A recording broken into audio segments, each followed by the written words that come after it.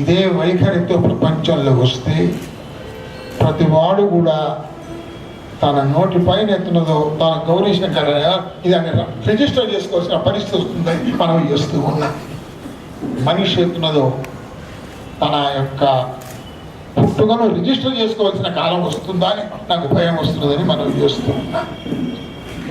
ఇలాంటి పరిస్థితి వస్తుందని మేము ఎన్నడూ అనుకోలేదు. హైదరాబాదులో మహారాష్ట్రలో పుట్టారు. సుల్తాన్ బాజార్ను నిర్మించింది మహారాష్ట్ర. ఇప్పటికీ మహారాష్ట్ర చేసినటువంటి యొక్క సేవ నాకు ఎంతో నేను చూశాను కాబట్టి చెప్తున్నాను. ఎంతో చేసిపోయారు. కరెంట్ గ్యాస్ స్కూల్ పెట్టారు. నృత్యంగా హై స్కూల్ పెట్టింది కరెంట్ గ్యాస్.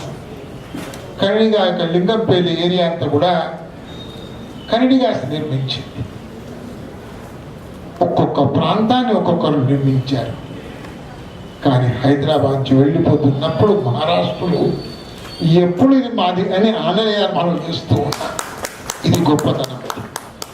అంతేకాదు కన్నడులు కూడా హైదరాబాద్ నుంచి వెళ్ళిపోతున్న సందర్భంలో కూడా ఇది మాది అని అనలేదు. ఎందుకంటే సభ్యత, ఇది తెలంగాణ యొక్క ప్రజల యొక్క సొత్తు అని అందరికీ తెలుసు. ఇది హైదరాబాద్లో ఉన్న వాళ్ళదే కాదు, నేను స్పష్టంగా చెప్తున్నాను. ఇది హైదరాబాద్లో ఉన్నవారు నాది అని అనుకోవడానికి వీల్లేదు. మా కోరికలకు చంపుకొని మా ప్రాంతం యొక్క అభివృద్ధి కాకుండా కానీ మా ఖర్చులంతా మా యొక్క రాబడి అంతా కూడా హైదరాబాద్లో దారబోసి ఈ ఉస్మానియా హాస్పిటల్ కట్టించింది తెలంగాణ ప్రజలు కానీ ఎవరి సొత్తు కాదని మాత్రమే చెప్పగలుగుతారు. ఇది చాలా తప్పుడు అభిప్రాయం. హైదరాబాద్లో ఉన్నది కేవలం హైదరాబాద్ వాళ్ళనే అనుకోవడం తప్పే. లేకుంటే పాలనా యంత్రాంగం కోసం వచ్చిన ప్రతి ఎన్జిఓ కూడా ఇది నాదే హైదరాబాద్ అనుకోవడం అది కూడా తప్పేది. ఇది తెలంగాణ యొక్క భాగంలో ఒకటి. వాస్తవంగా అడిగితే గౌరీ శంకర్ అంటే ఇదేనా? గౌరీ శంకర్ అంటే ఇదా? గౌరీ శంకర్ అంటే ఇదా? శరీరంలో మొత్తం కలిస్తే గౌరీ శంకర్ అవుతాడు. అదేవిధంగా తెలంగాణ అంటే మొత్తం యొక్క ఒక్కొక్క అంగుళం కలిసి తెలంగాణ అయింది. కానీ హైదరాబాదును తెలంగాణ నుంచి విడగొట్టడం, మనిషి నేతను చంపడం కన్నా ఇంకేం కాదనే మీకు మనం చేస్తూ ఉన్నా. ఇది ఎత్తుందో నేను ఎత్తుందో అనుభవించి చెప్తున్నాను. అదొక్కటే కాదు, చాలామంది హైదరాబాదును తెలంగాణ నుంచి దూరం చేసుకోవడానికి ఇవాళ చేసిన ప్రయత్నం కాదు. కనీసం అతనితో 15 సంవత్సరాల నుంచి ఇలాంటి ప్రయత్నం జరుగుతున్నదని ఆర్టికల్స్ రాశారు. ఎందుకు గ్రేటర్ హైదరాబాద్ దానికి అనే నినాదం ఎలా వచ్చింది?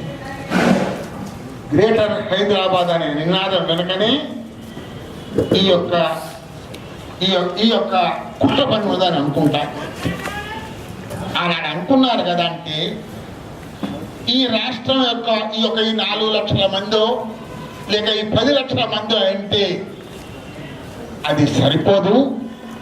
హైదరాబాద్ యొక్క పరిసరాలను పెంచితే ఇదొక చిన్న రాష్ట్రంగా తయారు కావచ్చు అని సిటీని ఎత్తునదో మొత్తం తెలంగాణ నుంచి దూరం ప్రయత్నం చేసిన దానికోసం అయి నల్గొండ జిల్లాలో కొంతమంది కలిపారు. రంగారెడ్డి జిల్లా నుంచి కొంత తీసుకొచ్చారు. మెదక్ జిల్లా నుంచి కొంత భాగం తీసుకొచ్చారు. కొన్ని గ్రామాలను తీసుకొచ్చి గ్రేటర్ హైదరాబాద్ అనేటువంటి నినాదం తీసుకొచ్చారు. తెలంగాణ ఇదొక అదే కాదు, మహబూబ్ నగర్ జిల్లా యొక్క కొన్ని గ్రామాలు తీసుకొచ్చారు. అంటే ఎన్నో గ్రామాలు కలిసి ఈనాడు గ్రేటర్ హైదరాబాద్ అనేటువంటి యొక్క నినాదం వచ్చింది. గ్రేటర్ హైదరాబాద్ అనే నినాదం వెనుకనే ఈ యొక్క హైదరాబాద్ అనేటువంటి యొక్క సంక్లిష్టమైనటువంటి సమస్యను తీసుకొచ్చి పెట్టారు. కాబట్టి పాలకులు కొంతమంది ఒక ప్రాంతాన్ని తమ అవడానికి కోసం కావలసిన ఎన్ని ఎత్తుగడలు చేయాలనో అన్ని ఎత్తుగడలు వేస్తూ ఉన్నారని మనం వివేచించాలి. కానీ తెలంగాణ ప్రజలు మాత్రం హైదరాబాద్లోని ఒక అంగుళం కూడా వదలడానికి సిద్ధపడాలని మనం చేస్తున్నాం. ఒక అంగుళం కూడా వదలడానికి సిద్ధంగా లేదు.